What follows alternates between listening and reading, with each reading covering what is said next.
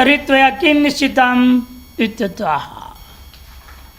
यदि ऐसी बात है तुम्हारे अनुसार इन लोगों को मारना उचित नहीं है, तो फिर तुम्हारा निश्चय क्या है, क्या करना चाहते हो आप? तब कहता है तस्मान्नार्हा वयं हन्तुम् धार्तराष्ट्रान् स्वबान्धवान् स्वजनं हि कथं हत्वा सुखिनः स्याम माधव। तस्मान्नार्हा वयं हन्तुं धार्तराष्ट्रान् स्वबान्धवान् स्वजनं हि कथं हत्वा सुखिनः स्याम माधव। तस्मात्, इसलिए निष्कर्ष मेरा यह है, धार्तराष्ट्रान् स्वबान्धवान् हन्तुं वयं नार्हाः। जो धार्तराष्ट्र है, दुर्योधनादि अपने बांधव हैं, इन लोगों को हम मारने योग्य नहीं हैं। इनको मार के तुम अपने आप योग्य क्यों नहीं मानते हो? सामर्थ्य तो है, कला कुशल है, सब कुछ है।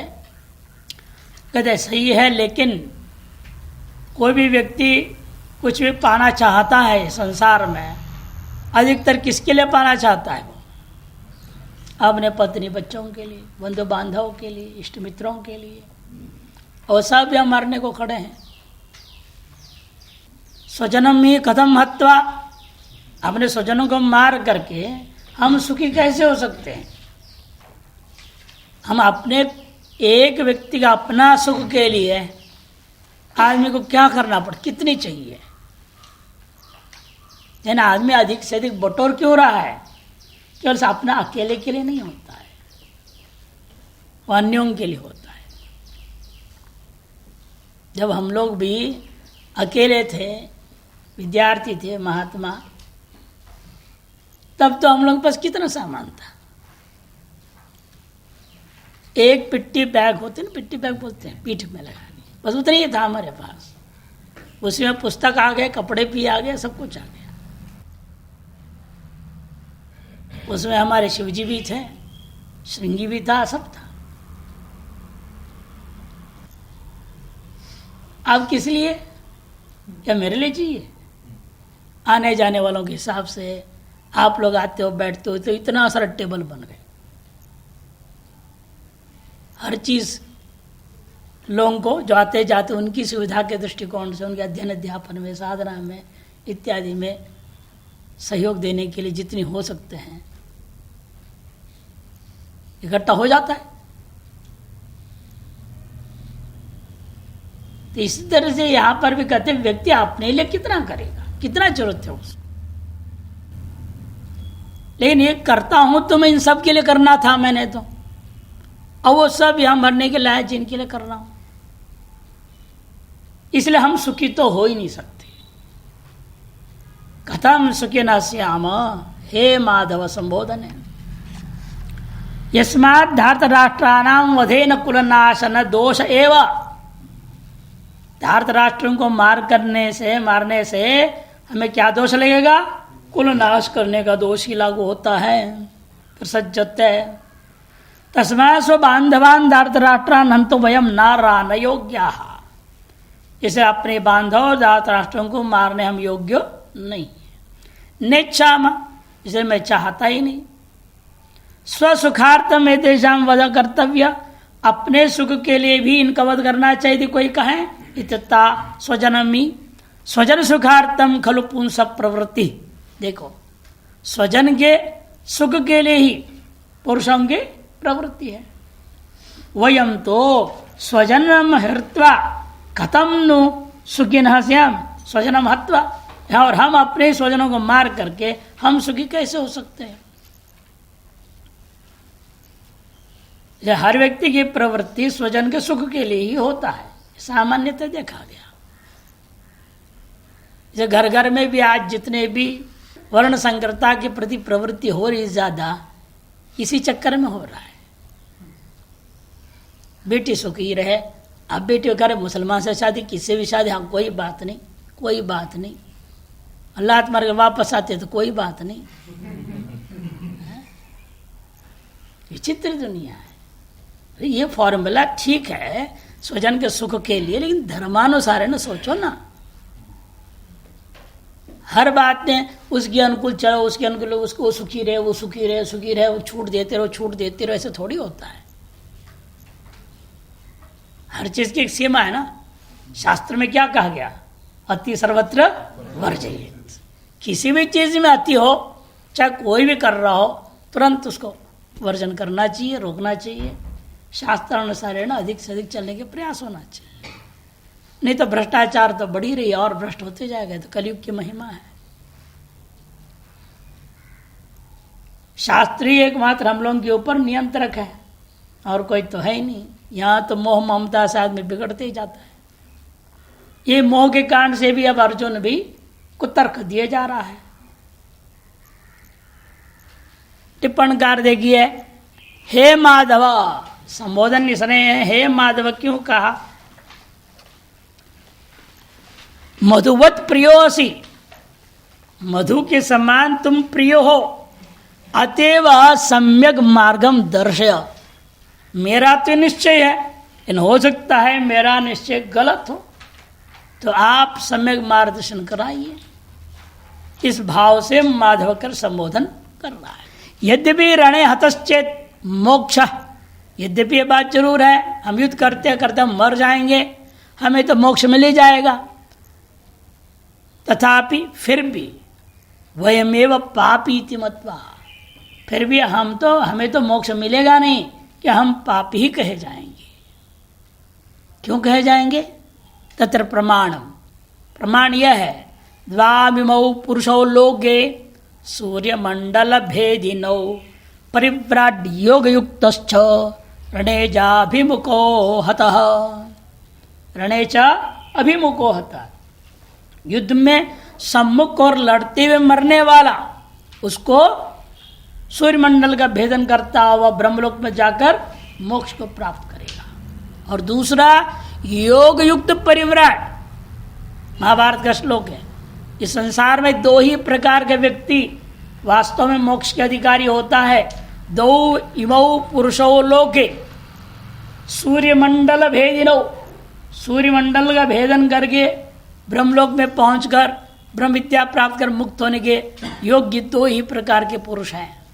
एक परिव्राट योग युक्त, योग से युक्त, योग युक्त जो परिव्राजक, केवल योगी वो भी नहीं हो सकता, केवल परिव्राट बना हुआ है वो भी नहीं, योग युक्त परिव्राट होनी चाहिए, वो होता है। और दूसरा रणेचा अभिमुखो हतः, युद्ध भूमि में सम्मुख होकर लड़ते लड़ते मर जाए, वो भी सूर्यमंडल भेदन करके चला जाता है। इसलिए मोक्षाधिकारी होऊंगा ही। यदि मैं लड़ते लड़ते मर जाऊंगा तो मैं मोक्षाधिकारी हो जाऊंगा। किंतु तस्मात् श्लोक त्रय भी जो है, एक पक्ष काट दो, श्लोक त्रय अपि तस्मात् होनी चाहिए, यस्मात् को तस्मात् श्लोक त्रय अपि पापमेव आश्रयेदित्युक्तम। बार बार वो कह रहा है पापमेव आश्रय, 3 श्लोक में लगातार कहा यह बात। पापमेवाश्रयेद, पक्ष को काट देना। कथम, क्यों ऐसा है? यस्मात् अस्मान युद्धाय अनुद्यतान हत्वा, मानो हम लोग उद्यत नहीं हैं तो हमें मार डालेंगे, तो भी हमारे लिए भलाई है। पापम व्यासर दस्मान हत्वा एतान आतता है ना, पुरुष लोग को लेकर के हम बोल रहे हैं, यहाँ इसमें जोड़ दिए हैं। अस्मान युद्धाय अनुद्यतान हत्वा, युद्ध के लिए जो अनुद्यत है हम लोग मान लो, और तो भी ये मारने वाले से इन्हें कहा जाएगा आतताई, और आतताइयों को मारने वाला हम हो जाएंगे तो हम महाआतताई हो जाएंगे। उल्टा खोपड़ी को तर्क तो यही है। अरे आतंकवादी, अलगाववादी, उग्रवादी को मारने वाला क्या महाआतंकवादी हो जाएगा? महा उग्रवादी कहा जाएगा क्या?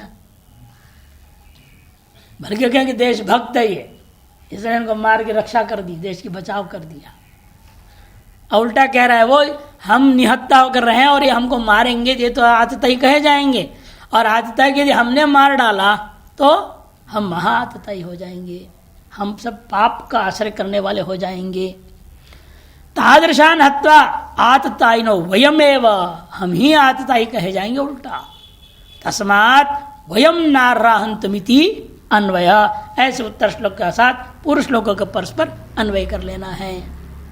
पुनर्धर्मगत मोहवशात, यहां पर भी धर्मगत मोह की वजह से कर्तव्य मूढ़ सन उच्चते, कर्तव्य से मूढ़ होकर अर्जुन ने बात कही है। स्व बांधवान शब्द प्रयोग किया, धार्त राष्ट्रान शब्द प्रयोग किया, स्वजनम प्रयोग कर दिया। कहीं भी इन लोगों को वो आततायित्व दृष्टि से नहीं देख रहा है, अधर्मी दृष्टि से नहीं देख रहा है, शत्रु दृष्टि से भी नहीं देख रहा है। कथम सुगनश्याम, ऐसे अन्वय कर लो। कहते तुम इतने विचार कर रहे हो और युद्ध से भागना चाह रहे हो, युद्ध करना उचित नहीं समझ रहे हो, तुम जिस गुरु से पढ़कर इतनी तर्क वितर्क कुतर्क कर रहे हो, वो भी तो उन्हीं गुरुओं से पढ़े हैं। उन लोगों के दिमाग में ये बातें क्यों नहीं आ रही? तुम बड़े बुद्धिमान बन रहे हो, तुम्हारे बड़े भाई तुमसे भी महान है युधिष्ठिर, उनके दिमाग में भी बात नहीं आ रहा। वो युद्ध करने बिल्कुल खड़े हैं तैयार। भीम तो सोच रहा है कब हाथ लगे कोई चपेट दूं, और तू बड़ी विरक्ति की बात कर रहा है, वैरागी की।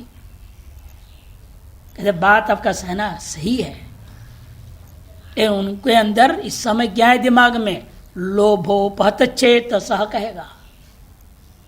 उभय साधारण खलु अयम विचारा कथं त्वयैव क्रियते। यदि उभय पक्ष के लिए सर्वसाधारण दय आनंद गिरी अवतरणिका दे रहे हैं, साधारण खलो विचारा कथन तो ये कहते, फिर तेरे ही द्वारा ये सब क्यों विचार किया जा रहा है? बात सही है। उन लोगों के आंखों में पट्टी बांध दिया है, जैसे गांधारी हमेशा पट्टी बांध के रहती है, वैसे इसकी इन लोगों की आंखों में पट्टी बंध गया है। कौन सी पट्टी बंध गया? अगर गांधारी के संतान तो ही है ना, या लोभ नामक पट्टी बंध गया है। यद्यप्येते न पश्यन्ति लोभोपहत चेतसः कुलक्षय कृतं दोषम् मित्रद्रोहे च पातकम्। यद्यप्येते न पश्यन्ति लोभोपहत चेतसः कुलक्षय कृतं दोषम् मित्रद्रोहे च पातकम्। लोभोपहत चेतसा, लोभ से उपहित हो गया चित्त जिनका, ऐसे ये लोग होने के कारण से ये लोग जो है कुलक्षय कर दोष, मित्र द्रोह और पातकता दोष आदि इन्हें को नहीं दिखाई दे रहा है। यद्यपि इसलिए कह दिया तथापि, अपने को अलग करेगा। यद्यपि एते न पश्यन्ति तथापि कथम न ज्ञेयम् अस्माभिः। ये नहीं 100 गलत मार्ग में चल रहे हैं तो क्या हम 101वां हम भी उसी मार्ग में जाएं? हम भेड़ चाल वाले हैं क्या? हैं? भेड़ बकरियों में ऐसे होता है, सब जिस तरफ चल रहे पीछे वही वही रास्ते चल पड़ते हैं। अर्जुन कहता है हम भेड़ बकरी वाले चाल वाले नहीं हैं, हम तो विवेकशील हैं। वो अपने गलत रास्ते चल रहे उन्हें चलने दो, लेकिन हम नहीं गलत चलेंगे, ये वो कहना चाहता है। एते दुर्योधनादयो लोभोपत चेतसा, एते मैंने कौन? दुर्योधनादय लोभोपत चेतसा। लोभ का अर्थ क्या आता है? स्थित द्रव्य त्याग है सहिष्णुत्वम लोभा। इन्होंने एक ही लक्षण दिया है, टिप्पण में और लक्षण मिल जाएंगे आपको। स्थित द्रव्य, प्राप्त द्रव्य का त्याग करने में असहिष्णुता, इसका नाम लोभ। लोभी की कहानी हम लोग देते हैं ना, याद है? हाँ, 1 रुपये का नोट। एक सेठ जी थे, बड़े कंजूस थे, वो लोभी थे। अब वो कहीं इसलिए मंदिरों में जाते नहीं थे, देना पड़ेगा ना, आरती में डालना पड़ेगा, आरती की थाली आएगा तो देना पड़ेगा, ध्यान पट्टी में डालो कहीं तो डालना पड़ेगा। निकालना ही नहीं उन्होंने तो जाएंगे क्यों वहाँ? एक बार सेठानी पीछे पड़ गई, नहीं आज दिवाली है आपको तो चलना ही पड़ेगा। सेठानी ले गई जबरदस्ती।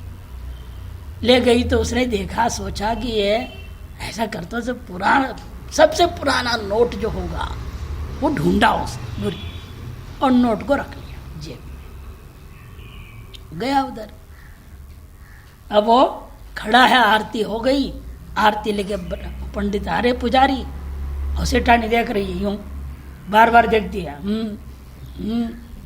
डालो रुपया, डालो, सब डाल रहे, तुम भी डाल, इशारा कर रही हो।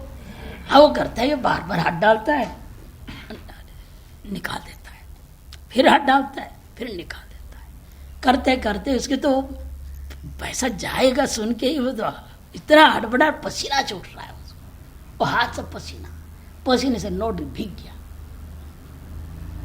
अब वो निकाला, एक बार देख तो लूं, जिसको छोड़ना है, देख तो भीगा हुआ दिखा। अरे ये तो नोट रो रहा है, मुझे छोड़ के जाना नहीं चाहता है। अब उसने झट्टी थी नोट को अंदर डाला, फटाक से करती है ले लिया। अब वो सोची डाल के उसने आरती ले ली होगी, वो चुप रह गई। तो फिर लौट गए, फिर वो देखी, देखते टटोल के नोट को, वो है या नहीं, कि डाला कि नहीं डाला। तो जेब में हाथ डाली तो गीली नोट निकली। अरे ये तो आपने नहीं डाला। अरे तो नहीं देख रही पगली, ये रो रहा है, नोट नहीं छोड़ना चाहता है मेरे को, इसे मैंने रख लिया। प्राप्त धन को छोड़ना नहीं चाहते, ये असली लोभ है। और आजकल तो ऐसे नहीं है, सेठ भी खर्चीले होते हैं, सेठानी भी तो महा खर्चीले होती है, कोई कमी नहीं होता है, दान पुण्य हो जा रहा है। इसे लोभ उसको कहते हैं स्थित द्रव्य, प्राप्त द्रव्य का त्याग में असहिष्णुतम लोभ, तेन हतम ग्रस्तम चेतो ऐसा, उसके द्वारा ग्रस्त हो गया चित्त जिनका, ते लोभोपत चेत सह संता, ऐसा होकर कुलक्षय कारणेन प्राप्तम इति कुलक्षय कृतम दोषम, कुलक्षय रूपी कर्ण साधन क्रिया के द्वारा प्राप्त होने वाले जो दोष है उसको कहते कुलक्षय कृतम दोषम, वह उन्हें नहीं दिख रहा है। मित्रद्रोह, जो मित्रों के साथ विश्वासघात हो रहा है, तज्जन्यम च पातकंच, और पातक दोष, ये सारी चीज यद्यपि न पश्यन्ति न विचारयन्ति, तथापि हम क्यों न करें, ये कहेगा अगले श्लोक में। सिद्ध द्रव्य त्याग असहिष्णुत्वम लोभा, ये तो टीकाकार का ही लक्षण है। अप्राप्त धन प्राप्त्यर्थम व यद अधर्मेण प्रवृत्ति सो भी लोभ, लोभ का एक दूसरा लक्षण यह है, अप्राप्त द्रव्य को प्राप्त करने के लिए अधर्म पूर्वक जो प्रवृत्ति है वह भी लोभ है। अधर्म पूर्वक प्रवृत्त होकर के अप्राप्त द्रव्य को प्राप्त करने के लिए चेष्टा जो करता है वह भी लोभ का ही कारण माना गया, अतः लोभ ही कह दिया जाता है। पुत्रादपि, धा हो गया, ध बनाओ, धन भाजाम भीति ही, धन भाजाम पुत्रादपि भीति, धन भोग करने की इच्छुक जो होते हैं उनको अपने पुत्र से भी भय होता है, खर्च कर देगा। पुत्र को भी बताना नहीं चाहते कितना पैसा अपने पास है। लोभी पाप जो होता है वो ऐसे ही करता है। इसलिए कहा पाप का बाप कौन है? लोभ है। सगल पापों का जड़ है मुख्य तौर पर लोभ। इसलिए कहते हैं कि देखो अप्राप्त धन को, अप्राप्त जो है धन आदि प्राप्ति के लिए अधर्म पर जो प्रवृत्त होता है, अब ऐसे व्यक्ति के लिए क्या होता है, इसलिए वह नियम नीतिकार ने कहा यह बात, पुत्रादपि धन भाजाम भीति ही तेषाम अज्ञान कृतम स्वजन हनने प्रवृत्ति भवेत्। इसलिए वह अपने धन आदि प्राप्ति करने के लिए अज्ञान पूर्वक स्वजन का हनन में भी प्रवृत्त हो जाए। बताया देने कहानी, दिल्ली के एक सेठ अपने ही छोटे भाई को भेज दिया ऊपर, उस सारा संपत्ति एक ही का होवे। बिहार में ऐसे प्रसिद्ध है, प्रचार है, सत्य है नहीं है बात अलग है। भूमियार होते, भूमियार एक होते हैं, कौम होता है भूमियार जाति। उनके एक लड़का पैदा हो गया। लड़का पैदा हुआ तो लड़का रोने लगा, जैसे हर बच्चे रोते हैं। तो उसको चुप कराया, पूछा गया, ऐसे कहते हैं वो कहाँ बच्चा बोलता है क्या पैदा हुआ, लेकिन ऐसे वो बताते हैं कि पूछा भी तो रो क्यों रहा है। कहता है इसलिए रो रहा हूँ, मेरे आंख खोलते ही मैंने देखा एक भाई है मेरा, मेरे से पहले कोई पैदा हो रखा है इस घर में, संपत्ति की बंटवारा हो जाएगी, सबका मालिक मैं कैसे बनूंगा, इसे मुझे रोना आ गया। ऐसे मजाक में बोलते हो लोग। अरे लोभियों की स्थिति है, असहिष्णुता की पराकाष्ठा है। ये मई तो निर्लोभता अस्ति, अर्जुन कहते मुझ में तो निर्लोभता है। अतो हम यथा कुलक्षेत्र दोष मित्रद्रोहादिकंच पश्यामि ते न पश्यन्ति, यहां भी एक दीर्घ हो गया गलती से। इसलिए वे लोग जो है जिसे हम देख रहे हैं कुलक्षेत्र दोष मित्रद्रोह आदि दोषों को, वैसे वे लोग नहीं देख पा रहे। मीमांसा दर्शन में एक सूत्र बना दिए इसको लेकर के, हेतु दर्शनात्। आदमी क्या करता है, अपने हर गलती को छिपाने, हर गलत प्रवृत्ति को समर्थन करने के लिए कोई न कोई एक हेतु ढूंढ लेता है, एक बहाना ढूंढता है। इसको कहते बहाना, बहाना बना लेता है। अब बहाने में हम लोग क्या करते हैं, चलो या ऐसे बहाना बना रहे हैं, हेतु दे रहा है तो ठीक है, लेकिन वास्तव में अपने पापों को छिपाने के लिए हेतु दर्शन जो कराता है वो उचित नहीं होता है। हेतु दर्शनात् मीमांसा सूत्र 1-3-4 इति लोभादि कारणवशात् वेद मूलक शिष्टाचार विशेषु जना न प्रवर्तन्ते। वहां उन्होंने कहा कि लोभ आदि कारण आदि भी कह दिया, और भी उन्होंने कई पूर्व में गिनाया है, और उन कारणों से लोग जो है वेद मूलक जो शिष्टाचार है उन विषयों में प्रवृत्त ही नहीं होते हैं। कहते ठीक है, वो लोग तो लोभ से उपचित वाले थे, यद्यपि शुरू किया था। इसे टीकाकार तथापि से जवाब देंगे अगला श्लोक लेकर के। कथम न्यज्येयमस्माभिः पापादस्मान् निवर्तितुम् कुलक्षय कृतं दोषं प्रपश्यद्भिर्जनार्दन। कथं न्यज्येयमस्माभिः पापादस्मान् निवर्तितुं कुलक्षय कृतं दोषं प्रपश्यद्भिर्जनार्दन। पापादस्मान् निवर्तितुम, दो नकार होनी चाहिए, एक ही नकार है, दो नकार बना वहां, इसमें नहीं है ना जो हमको छाप के दिए हैं। दो नकार कहाँ है, इसमें नहीं है, उस पुस्तक में होगा, इसमें नहीं है। अस्मात् के तकार को एरो अनुनासिके अनुनासिको वा नकार हो गया है। अस्माभिः कथम न चेयम, वे लोभोचित वालों भले वो नहीं देखते हो, हम लोगों के द्वारा क्यों न देखा जाए। और इस महान पाप से अस्मात् पापात् निवर्तितुम कथम न ज्ञेयम, कौन से पाप, कुलक्षयकृतं दोषम प्रपश्यद्भिः, कुलक्षयकृत दोष को देखते हुए हम लोगों के द्वारा अस्माभिः कथम न ज्ञेयम, ऐसा अन्वय कर दो, हे जनार्दन संबोधन दिया। यद्यपि यह जगह संक्रांति आरंभ करते हैं, तथापि धर्म स्वरूप ही कुलक्षयकृतं दोषम, धर्म के स्वरूप को जानने वाले हम लोग हैं और कुलक्षयकृत दोष को देख रहे हैं हम, प्रपश्यत भी विजानत भी, जानते हुए, पंडित ही शास्त्रों द्वारा विवेक करने के सामर्थ्य वाले हम लोग हैं। ऐसे जो अस्माभिः अस्मात् कुलक्षयकृतात् पापा, हमारे अपने ही कुलक्षयकृत जो पाप से निवर्तितुम कथम न ज्ञेयम इति काको, क्यों नहीं यह जानकर हमें निवृत्त होना नहीं चाहिए। इस प्रकार से काकुता निर्देश बोल रहा है लेकिन भययुक्त बोलना, दबी आवाज से बोलना कि उसके मन में संशय तो है, कहीं मैं मोहवशात तो नहीं कर रहा हूं, अंदर से तो है उसको। इसे कुछ काकवा निर्देश उसको बोलते हैं। काकू माने काकवा निर्देश माने दबी आवाज से भययुक्त होकर बोलना, उसको काकू बोलते हैं।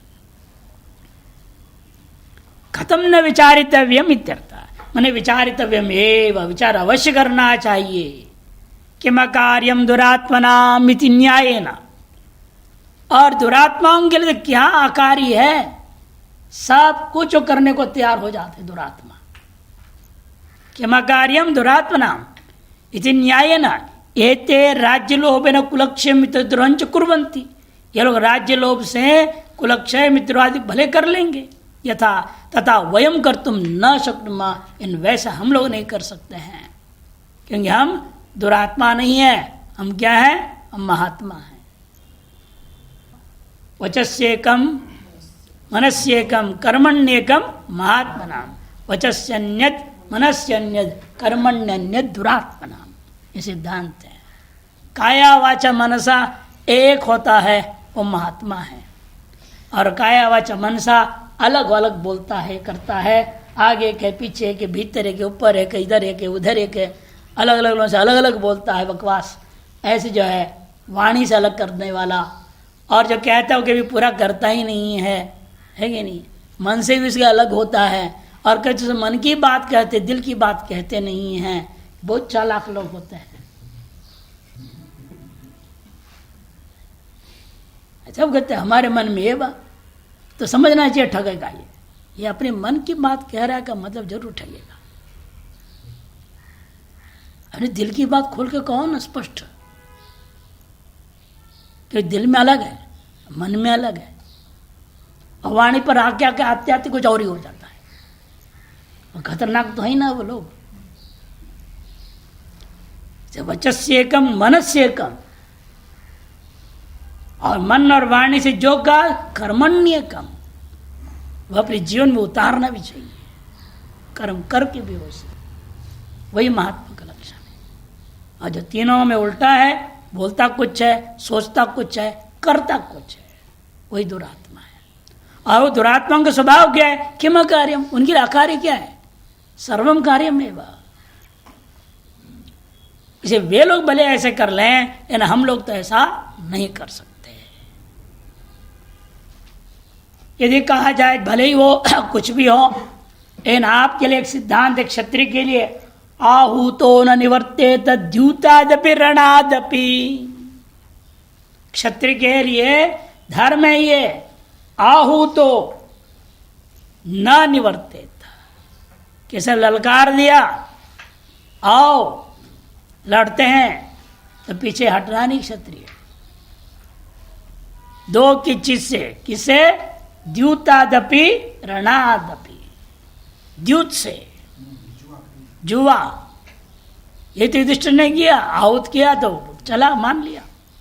उनके छल कपट नहीं समझ पाया क्या कर रहे हैं वो।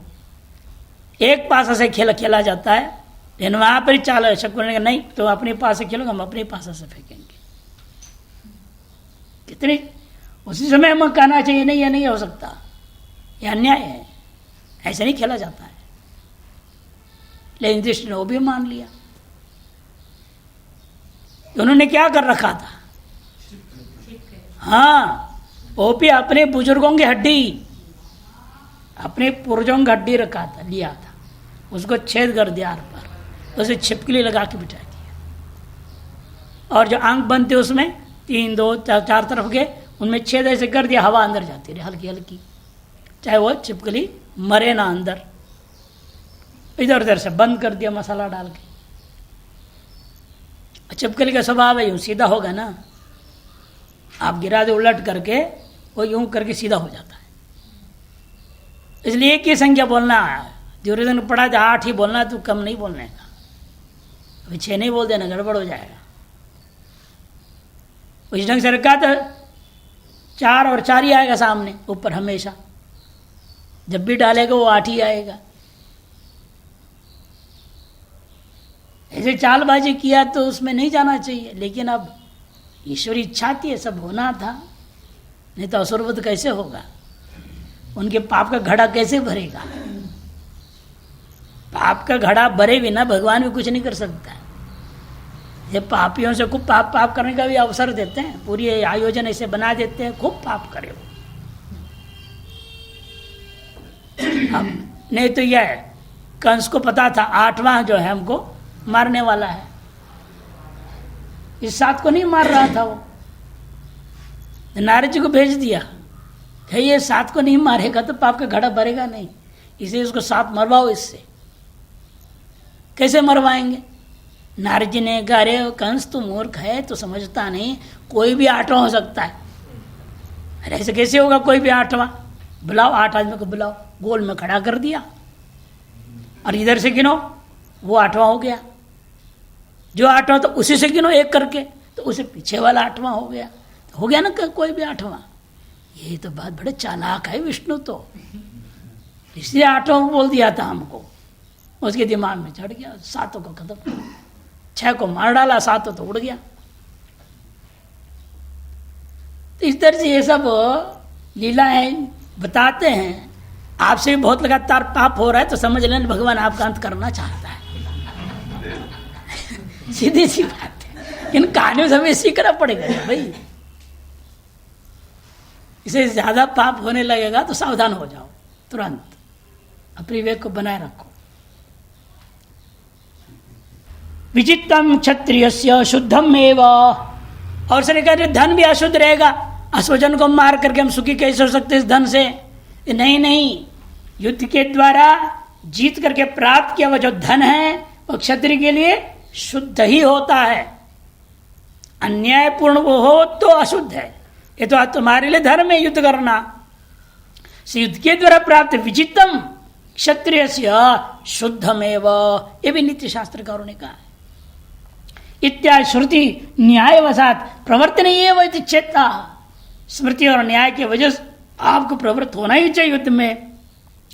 ऐसे यदि कष्ट के कहा तो आहा न विधि मात्रा कर्तव्यम, विधि होने मात्र से कर्तव्य नहीं हो जाता है। आप मीमांसा दर्शन पढ़े हैं, मीमांसा दर्शन में क्या कहा? प्रयोजनवत वेद प्रतिपाद्यो अर्थो, अर्थ शब्द क्यों दिया? शेनादि में विचार कर्मों में अतिव्याप्ति निवारण करने के लिए। विधि तो है शेन याग का, लेकिन वो धर्म नहीं है, धर्म का लक्षण उसमें नहीं जाएगा, ये नहीं। इसलिए वे केवल वेद प्रतिपाद्य हो और प्रयोजन वाला हो, इतने मात्र से धर्म का लक्षण नहीं माना मीमांसकों ने, अर्थ शब्द भी जोड़ दिया। उसका अंतिम फल अर्थवान होनी चाहिए, अनर्थक नहीं होनी चाहिए। इन सैन्य का अंतिम फल क्या है? नरक प्राप्ति। प्रत्यक्ष फल क्या है? शत्रुवत पूर्वक राज्य प्राप्ति, लेकिन अंत तक का फल नरक बताया गया। अनर्थ के सेनादवती व्यक्ति वारणा अर्थेति वहां लिखा है। इसलिए इनका कहना है कि देखो कि विधि होने मात्र से कर्म करना चाहिए, कोई नियम नहीं है। न विधि मात्रा कर्तव्यम शेनादिवत, किंतु किस प्रकार से विधि से विहित कर्म को करना चाहिए? कहते फल तोपि च यत् कर्म न अनर्थेनानुबध्यते, फलतोपि यत् कर्म न अनर्थेनानुबध्यते केवलम प्रीति हेतुत्वात् तद्धर्म इति कथ्यते। कुमार श्लोक वार्तिक में साफ कहते हैं, फलवान होते हुए जो अंतिम निष्कृष्ट फल उसका है वो भी अनर्थ नहीं होनी चाहिए, सदा आनंददायक प्रीतिदायक सुखदायक ही हो, उसी को हम मानते हैं विधि विहित कर्म, उसका नाम धर्म है, वो करना चाहिए। और यहां तो हम देख रहे हैं वर्तमान युद्ध रूपी कर्म क्या है? कुलक्षय होगा, नरके नियतम वासो कह चुका हूं। इसीलिए यह कर्म विहित होने पर भी हमारे द्वारा शेन याग आदि के समान होने से नहीं करना चाहिए, ये तर्क है उसका। अतो अस्मात् पापात् निवर्तितुम कथम अस्माभिर नाज्ययम।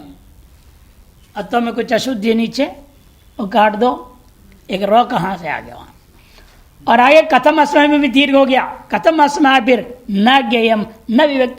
हम क्यों न विवेक करें, हम क्यों न विचार करें, मन अवश्य विचार करनी चाहिए। और दूसरी बात, कोई भी युद्ध होता है वह संश्लेष विश्लेषात्मक ही होता है। संश्लेष विश्लेषकत्वाच्च अस्माकम राज्य ने संश्लेष, यदि मान लो हम विजयी हो गए, हमारा क्या हो जाएगा, हमें तो राज्य प्राप्त हो जाएगा, राज्य के साथ हमारा संबंध हो जाएगा। लेकिन इन बेचारों का क्या होगा, केवल राज्य से विश्लेष नहीं, हम तो मार डाल रहे हैं ना इनको। तेषांतु संसारादेव विश्लेष, उनका तो संसार से ही विश्लेषण हो जाएगा। बेचारे यदि भाग जाए जंगल जंगल तो कहीं तो जी लेंगे, हम तो मारने में तुले हुए हैं, हम मारे डालेंगे इनको, ये तो संसार से ही हम इनको विश्लेष कर दे रहा हूं। वो तो कम से हमको कह रहा है तो मैं सुई भर के जमीन में नहीं दूंगा, लेकिन जीने तो हमें दे रहा है, कहीं जाओ जंगलों में जियो, हम करे तुम्हें जीने ही नहीं देंगे। बताओ हम सही हैं कि वो सही है? जो कैसे कुतर्क है, हमसे तो वो बच्चे हैं, फिर हमें तो कहीं जीने दे रहे, हम तो प्राणों का विश्लेषण करने को चल पड़े, केवल राज्य लोभ से हम भी कर रहे हैं। अर्जुन का तर्क है हम भी राज्य लोभ से ही तो लड़ रहे हैं, राज्य प्राप्ति के लिए। वो जमीन नहीं दूंगा बोला, हम जमीन लेके रहेंगे, यही तो हो रहा है लड़ाई। इसीलिए हम भी एक तरह से राज्य लोभ से इन लोगों के प्राण का ही विश्लेषण करने तुले हुए हैं, यह तो बिल्कुल अनुचित है। इदम अन्यायमिति मन्ये, इसलिए हे जनार्दन संबोधन दिया, आपका स्वभाव है सारे संसार को प्रलय करना, सारे दुनिया को मार के अपने पेट में माया में दबाए रखना, यह आपका धंधा है और आप ही करो। इन लोगों को भी आप ही मारो, हम नहीं मारते। हे जनार्दन त्वद आश्रिता नाम जना नाम नादर में प्रवृत्ति रुचिता, आपके अधीन आश्रित लोगों के द्वारा अधर्म में प्रवृत्ति करना बिल्कुल उचित नहीं। तैर अर्ध्यते याचित धर्म निष्ठा, उन लोगों के द्वारा हमेशा आपके द्वारा धर्म में निष्ठा की प्रार्थना की जाती है। यह है उसका अपने पक्ष से पॉजिटिव, जिसको कहते हैं सकारात्मक चिंतन दृष्टिकोण से जनार्दन शब्द का अर्थ। अथवा दूसरा अर्थ लीजिए उनके दृष्टिकोण से, प्रलय काले न लड़ने के दृष्टिकोण से, प्रलय काले जनानाम अर्धनेपि तवैव पाप असंश्लेष, प्रलय काल में सारे संसार के समस्त दुनिया को ही मिटा देने पर भी आपको पाप का संबंध नहीं होता।